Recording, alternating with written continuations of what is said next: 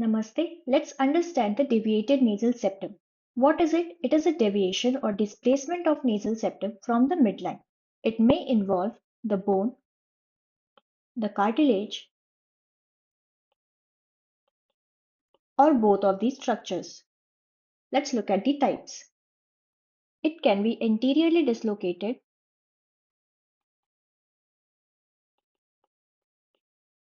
it can show a C-shaped deflection like this. It can show an S-shaped deflection like this. There can be thickening of nasal septum, which can occur due to organization of the nasal hematoma. It can have a nasal spur. This nasal spur may impinge on the turbinate and cause bleeding. The most important cause is trauma. Lateral blow on nose will cause displacement of the septal cartilage, and crushing blow from the front is going to cause buckling or twisting fracture. The second cause is developmental error. There can be unequal growth between the palate and the base of skull. In adenoid hypertrophy, the patient is a mouth breather. Here, there is a high arched palate, due to which deviation of the septum can occur. Other examples of developmental error are cleft lip, cleft palate, and dental abnormalities. The third cause is racial. It is seen more commonly in Caucasians. And the last cause is hereditary. It is not too common.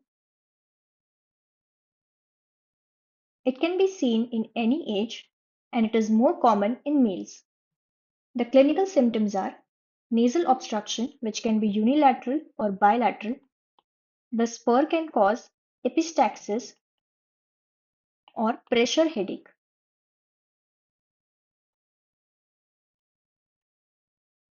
Then again, epistaxis is a feature. Now we know that the olfactory region is present at the superior part of the nose, and failure of inspired air to reach this area is going to cause anosmia.